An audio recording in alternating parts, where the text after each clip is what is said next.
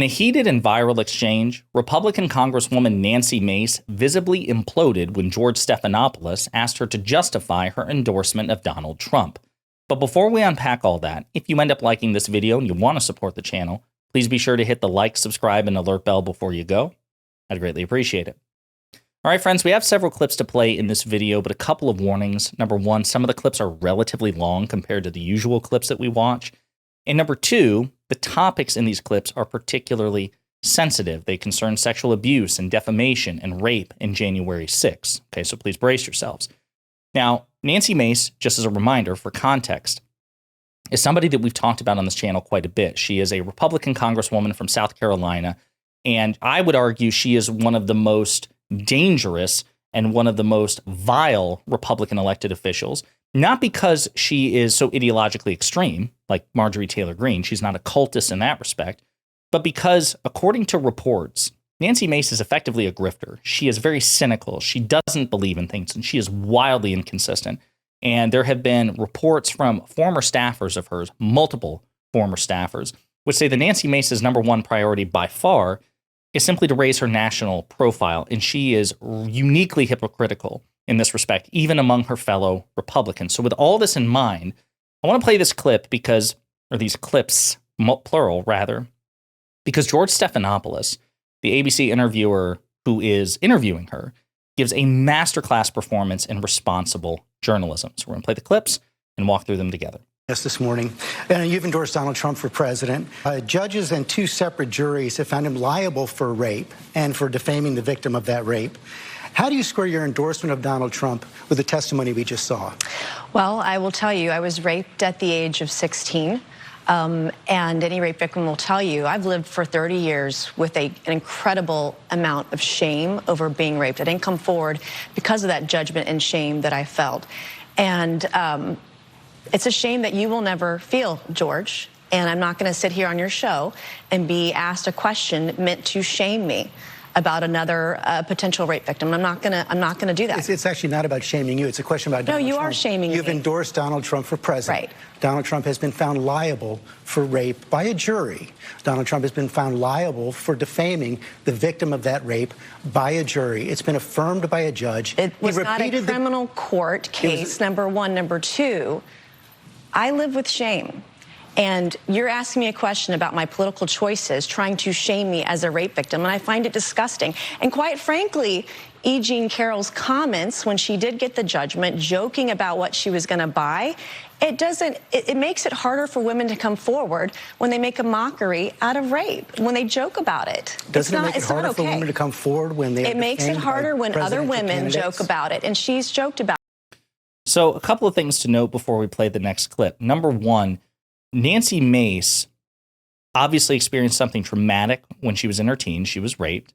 But this idea that you are being shamed by being asked to justify your endorsement of a rapist, it doesn't follow. Okay, so regardless of the traumatic event that she suffered, this rape, Republican elected officials, period, men and women, rape victims, and those who have never suffered that, should be asked to justify their endorsement of Donald Trump, especially because the Republican Party still pitches itself as the party of family values and Christianity. So the seeming disconnect between their stated values and their endorsement, that's fair game for any person to ask Republicans about that, number one. Number two, note how she holds E. Jean Carroll, who is the victim of Donald Trump, the person whom Donald Trump was found to have sexually abused and defamed. Note that Nancy Mace holds her to a higher standard than the sexual abuser and rapist, Donald Trump. Just a wild disconnect there.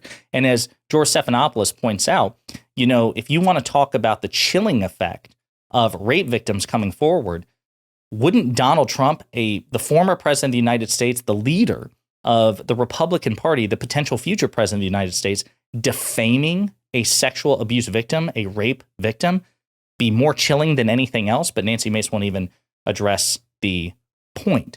Now, in this other clip, again, you can see that George Stephanopoulos is continuing to hold her feet to the fire. Yeah, but if you want to defend a woman who made a mockery out of rape, then you go ahead and do that. I'm not going to do that. Well, actually, what you're doing is defending a man who's been found liable for rape. I don't understand how you can do that. Not in a criminal court of law. This was a civil judgment over sexual abuse, not rape, by the way, and she made a mockery out of it. Can we pull up the Washington Post headline right there? In fact, it has been shown to be rape. The judge affirmed that it was, in fact, rape. Donald Trump was found to have committed rape. That's just a fact. That is a civil judgment, not a criminal court. They're two very different things, and you know better. Well, I just showed you the facts. You know better. You show that you're very comfortable with what Donald Trump has done. And what you've done is offensive to women who've been raped. What you've done this morning is offensive. We'll let the viewers decide about that. So a couple of things. So again, she appeals to this idea that Donald Trump was only found to have sexually abused and defamed E. Jean Carroll in a civil procedure rather than a criminal procedure, but she doesn't elaborate as to why one is meaningless and the other one is not. She just, again, appeals to the different procedure without elaborating. Number two, she tries to say, listen, he wasn't found to have raped E. Jean Carroll even in the civil trial.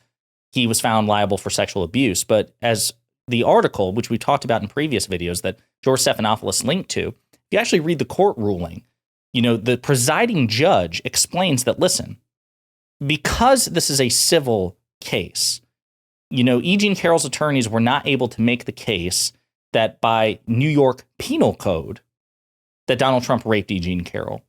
But as the judge explains, in a common parlance, the way that people use the word rape, he says that the jury, in fact, found that Donald Trump raped E. Jean Carroll because he digitally penetrated her, whereas the New York Penal Code requires genital penetration instead. So that's why the judge clarifies, like, no, perhaps not to the New York Criminal Code's, exacting standard, but by the way people use the word rape, Donald Trump raped E. Jean Carroll, according to the jury. So George Stephanopoulos is absolutely correct to point this out. But then they changed the topic to January 6th. And this is where I think, again, Nancy Mace's inconsistent standards manifest. And again, George Stephanopoulos does a great job holding her feet to the fire. Let's talk about January 6th. You had just been sworn into Congress on January 6th. You voted to certify the election, and you said Donald Trump must be held accountable for the violence right after the riot. Let's show that.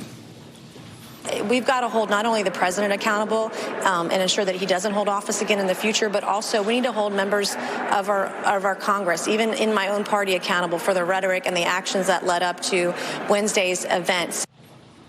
You said he should never hold office again, so why are you supporting his run for president? Well, I listened to my voters. I listened to my voters in South Carolina, and they've moved beyond January 6th. I said my piece on January 6th. I was very clear about how I felt about it. And I also, as you stated, I voted to certify the Electoral College for every single state in the country. But something's happened between now and then, and that was Joe Biden. Not talking about January 6th doesn't mean it didn't happen. You were very clear right there. I was very clear. I just said that. You said he should never hold office again because of what happened on January 6th, because of what he did on January 6th. You said he should be held accountable. How has he been held accountable? Well, How are you holding him accountable? Voters held him accountable through our Republican primaries this year. He's won overwhelmingly. America supports him. They're not looking back. They're looking forward. Since January 6th, we've had... So again, she doesn't answer the question. When she said very clearly that Donald Trump should be held accountable and should never be allowed to hold public office, right? This is an emphatic and explicit mutual contradiction to her current position. You can't simultaneously say that a person should never hold public office and then endorse them for public office, right?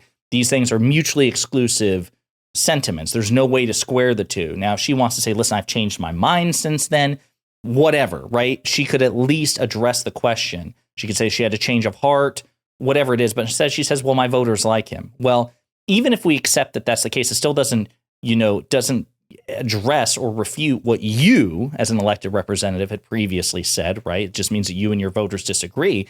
Even if she said, listen, I don't think that Donald Trump should hold public office, but I feel compelled to endorse him because of my voters. It would be weak. It would be cowardly. It would be, typically Republican, but it would also be honest. She can't even do that. And this is the final exchange between Stephanopoulos and a visibly upset Nancy Mace. So you've made it very clear you're comfortable with Donald Trump being found liable for rape, and you're comfortable with his actions on January 6th. I didn't say I was comfortable with it. You're putting words into my mouth. You wouldn't condemn it. And you're putting words into my mouth. Well, are you comfortable with it?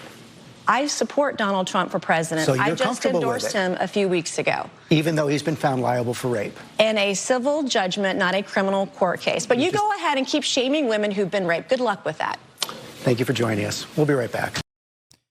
So again, great performance from George Stephanopoulos, a masterclass in responsible journalism. And I pointed this out on Twitter that, this is what responsible journalism looks like, holding the feet to the fire, addressing the inconsistencies, and doing again and again and again your best to try to get the person in question whom you're interviewing to address these inconsistencies, especially when they hold public office, right? They should be held to higher standards, Republicans and Democrats alike. Nancy Mace did not handle the outcome of that interview particularly well. She went on Twitter ranting again and again and again in multiple tweets about George Stephanopoulos. I was brought on to talk about 2024. Instead, Clinton crony turned fake journalist George Stephanopoulos attacked me and tried to shame me. Gross.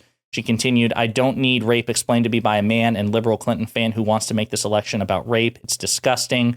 I'm not going to be shamed for being raped by a guy who worked for a president who wagged his finger and then lied to the American people about having oral sex with an intern in the Oval Office. Again, President Clinton apparently having oral sex with an intern in the Oval Office, as bad as that was, is apparently more concerning by far to Nancy Mace than Donald Trump being found liable by a jury after a full trial with discovery and evidence and things going back and forth, representation by attorneys, being found liable for sexual abuse and defamation. Again, it goes to show the hypocrisy of the Republican Party and the fact that they hold themselves to infinitely lower standards than Democrats.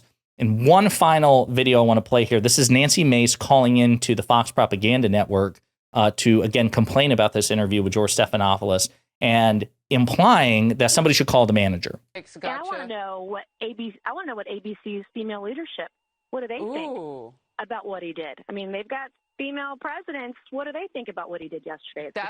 That's an excellent question. And about those women who may have been victims as well, how they saw you in that moment, standing tough. You said you were built for tough. You certainly are. And I know it's a lifetime of healing for you, but along this route, just know you have a lot of support.